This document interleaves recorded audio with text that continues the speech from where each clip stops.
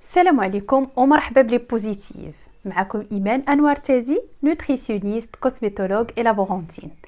الوغ الفيديو ديال اليوم غادي يكون مخصص فقط للقشره الجافه او القشره اللي كتكون ناشفه. من بعد ان شاء الله غادي نهضروا على القشره الدهنيه، غادي تعرفوا علاش بالضبط اختاريت القشره الجافه، لينا فريمون كيهمني بزاف انكم تفهموها باش تعرفوا تتعاملوا مع الشعر ديالكم، لان للاسف كاين واحد التعامل سيء مع هذا النوع من القشره، الشيء اللي كيخليكم ما عمركم ما كتهناو منها. وشي مرات يقدر يكون الحل بسيط جدا، ولكن كياخذ منكم واحد يعني باش توصلوا له كياخذ منكم واحد الوقت طويل، واحد البحث طويل، واحد الخسران ديال الفلوس، مجهود وتدمر. فيكو هاد القشره هذه يعني جماليا تتاثر شويه وما تتخليش حتى الشخص مرتاح.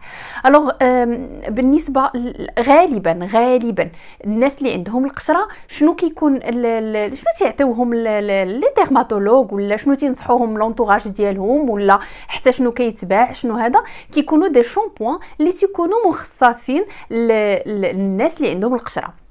وهاد لي شامبوان هادو تيكونوا فيهم دي زاكتيف. هاد لي زاكتيف سي فري كيزولوا لكم القشره، ولكن هاد لي زاكتيف كيختلفوا يعني كل اكتيف وشنو العمل ديالو وشنو درجه ديال التاثير ديالو. باغ اكزومبل ملي تكون عندكم شي قشره اللي خفيفه بحال مثلا شامبوان ديال هيد اند شولدرز، الناس اللي عندهم ديك القشره اللي كتكون خفيفه كينفعهم. علاش؟ لانه في واحد الماده فعاله اللي موظفينها في هذا الشامبوان لهذا الغرض. ولكن انا ما غاديش نهضر لكم على الامان ديال هذا الشامبوان ولا التركيبه ديالو ككل، لان ماشي هذا هو الغرض ديالي من الفيديو، ولكني كان غير باش نقربكم.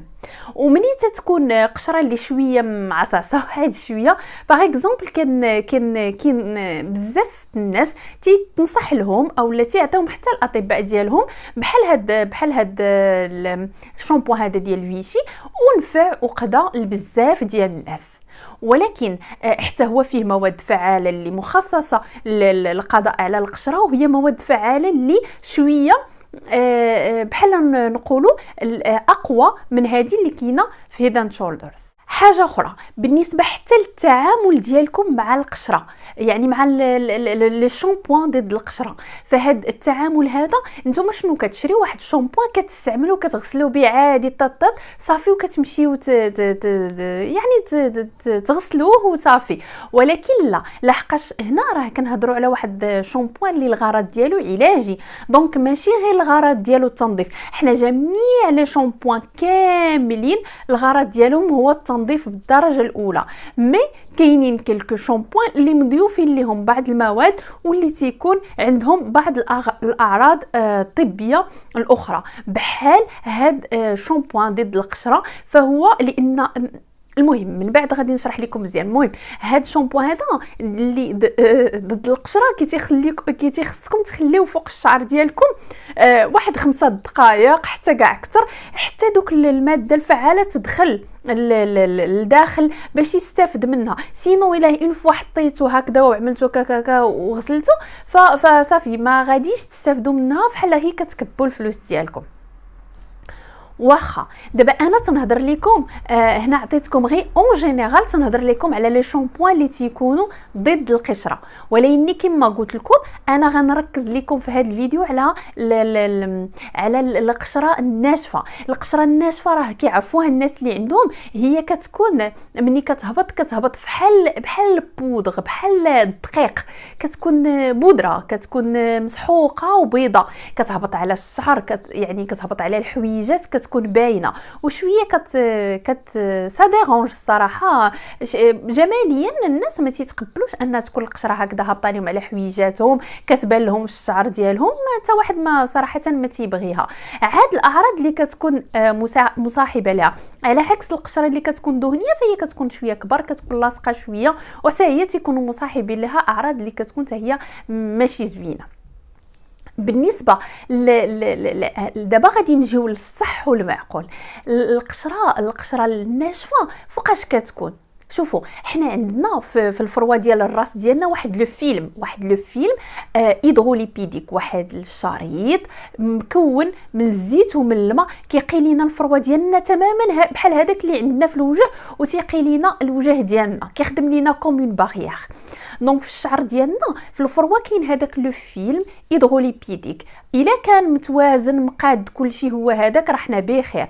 الا ما كانش متوازن، الا كان لو سيبوم ولا الزهم ولا داك الزيت ولا دوك الدهون اللي فيه الجسم ما كيفرزهاش بكميه كافيه، يعني بحال كنقولوا الجسم تيتسقرم في الافرازات ديالها، وهنا كيكونوا بزاف ديال الاسباب كثيره اللي كتكون يعني كينتج عليها افراز ديال لو سيبوم بكميه قليله. هاد لو سيبوم هاد الزيت هذا تيكون موزع على الراس ديالنا، على فروه ديال الراس ديالنا مزيان، يعني في الحاله العاديه فتيخلي ديك الزغبه كتبان لكم الزغبه مزيانه، كتبان لكم كتلمع فيها واحد لابغيونس. ملي تيكون خلل، هاد الخلل في لو فيلم هيدروليبيديك ولا في افراز هاد لو سيبوم كيأثر على الخلايا اللي كيخليها كتفقد، الخلايا ديال فروه الراس اللي كتخليها كتفقد ليدغاتاسيون، كتفقد المرونه ديالها، ومن هنا كيبدا داك الاحساس بالانكونفور، كيبدا داك الحكه الحموريه، وهنا تيبداو حتى الانتاج ديال القشور بواحد الشكل كبير. نورمالمون الخلايا كتبدا تجدد كل 21 يوم بحال شكل النيت ديال الجلد ديالنا حتى في الفروه ديال الراس. الوغ مني كيكون شي خلل ما فكتبدا تجدد بواحد الوتيره اسرع، راه تقدر مثلا كل 5 ايام كيبدا داك الخلايا كتجدد. الوغ شاك فوا هاد الخلايا كتكون غير ناضجه باش يتم ليليميناسيون ديالها، دونك كتولي تراكم وحده فوق من وحده فوق من وحده باش تعطينا دي سكوام اللي هما على شكل ديك القشره اللي هي تتكون قشره ناشفه وتتهبط على الحويجات ديالكم وتتكون مصاحبه لها كما قلت لكم داك الحكه وديك الحموريه ايتترا. الوغ انا علاش عطيتكم هاد البلا بلا بلا بلا بلا, بلا كامله؟ راه ماشي باش زعما نعمر لكم راسكم ولا هذا، ولكن بغيتكم تفهموا مزيان السبب في هاد القشره الناشفه. السبب في هاد القشره الناشفه هو داك لو سيبوم ما كيتفرش مزيان. انا شنو غادي نعطيه؟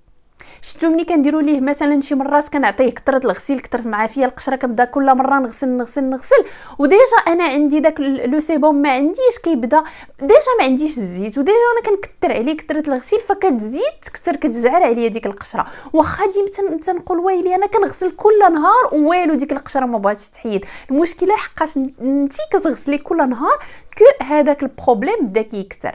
احنا حتى نهضروا هنايا على الجافه، على القشره الجافه، انا ما تنهضرش على القشره الدهنيه. داكشي علاش ديما ملي تنبغي نهضر لكم على القشره كنتحفظ لان فيها بزاف ديال لي بروتوكول. دونك انا كما قلت لكم هضرت لكم على هاد لو سيبوم لان هو اللي فيه مشكل، هو اللي ناقص. انا خصني نجيب له واحد الماده اللي كيميائيا كتشبه لو سيبوم، التركيبه الكيميائيه ديالها كتشبه لو سيبوم، نجي نعطيها لي ملي تنحطها فوق من راسي، الراس ديالي الفروه ديالي كتحس بانه كاين هذاك لو سيبوم، وتكون او ميم طون سيبو ريغولاتريس، يعني كتقاد لينا داك الافراز ديال الزهم. كان كتير كتقلو، كان قليل كتزيد كتخليه يتزاد يتنتج. دونك هاد الماده هي ماده نباتيه عطاها لنا الله سبحانه وتعالى، غنحطوها فوق الفروه ديال الراس ديالنا، هي زيت الجوجوبا. ديما تنقول لكم ان زيت الجوجوبا ولا لا سيغ دو جوجوبا هي كيميائيا تركيبه ديال هاد الزيت هذا. الناس اللي قارين الكيمياء راه غادي يعرفوا تركيبه ديال هاد الزيت هذا، فهي كتشبه التركيبه الكيميائيه ديال الزهم ولا ديال لو سيبوم. صافي. دونك ملي كنحطها على الفروه ديال الراس كنعاونوا بواحد الشكل كبير بزاف. دونك هذا استوس، هذا داخله في العلاج، هذه بوحدها تقدر تعاونكم في انكم تخلصوا من القشره، مع انكم ما تكثروش الغسيل، يعني 2 مرات مثلا في الاسبوع كافي الناس اللي عندهم قشره ناشفه. مع انكم اي شامبوان اللي كتستعملوا لشعركم ولا هذا يكون لطيف، ما يكونش ينشف، ما يكونش فيه ديزالكول ولا شي حاجه اللي تقدر تنشف لكم بزاف الفروه ديال الراس ديالكم. هذه من جهه. من جهه اخرى انا كاينه واحد الحاجه اللي لاحظتها وبزاف الناس يعني اللي في الدومين ديالي كيلاحظوها عند الناس اللي عندهم القشره الناشفه، سورتو انه نقص في الزنك او لا في نقص في الفيتامين، احد انواع الفيتامين بي يقدر يكون هو السبب في القشره. ناس داروا محاولات دي برودوي عياو وفي التالي اكتشفوا ان عندهم مثلا غير بالصدفه ان عندهم مثلا نقص في الزنك ولا فيتامين بي. من يبداو كياخذوا المكملات وتقاد لهم هذا المشكل، تحبس المشكل ديال القشره. دونك يقدر يكون القشره السبب ديالها نقص في الزنك ولا نقص فيتامين بي. الوغ الزنك راني هضرت عليه بزاف بتفصيل، ممكن انكم تشوفوا هذا في الايغ تلقاو فيديو مفصل عليه. الفيتامين بي راه كتلقاو الناس الا كانت التغذيه ديالكم مزيانه ومقاده وديكشي راه ما يكونش عندكم مشكل في الفيتامين بي. الفيتامين بي راه كتلقاو بزاف ديال الحوايج على حسب النوعيه ديالو. الناس اللي كياكلوا قطاني، كياكلوا الحبوب الكامله، الخبز بالشعير، القمح كامل، الناس اللي تياخذوا حتى اللحوم، شويه الكبيده، شويه هذا راه تيعاونوا بشكل كبير في انهم تياخذوا الفيتامين بي وكياخذوا حتى الزنك. سينو عندكم نقص راه كتعاونوا بمكملات. كاينين المكملات اللي كيكونوا فيهم غير زنك بوحدو، كاين المكمل اللي كيكون فيه زنك بلس فيتامين بي 12 هذا بي 6 هذا اللي متوفر بزاف عندنا هنا، وكاين المكملات اللي فيهم زنك بلس كومبلكس فيتامين بي.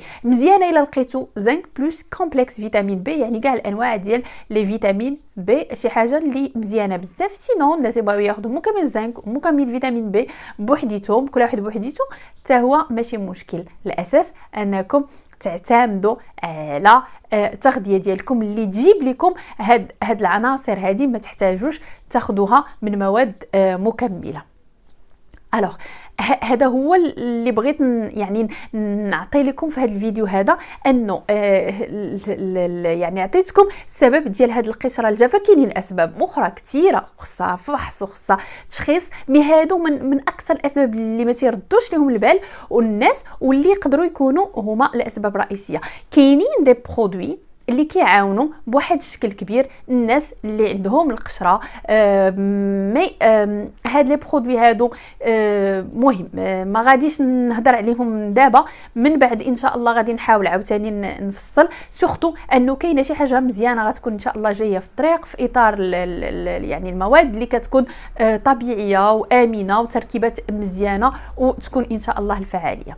الو كان هذا هو الفيديو ديالنا اليوم. شكرا على حسن المتابعه ديالكم، نلقاكم على خير في فيديو مقبل ان شاء الله. الى ذلك الحين كنقول لكم خليت لكم الراحه.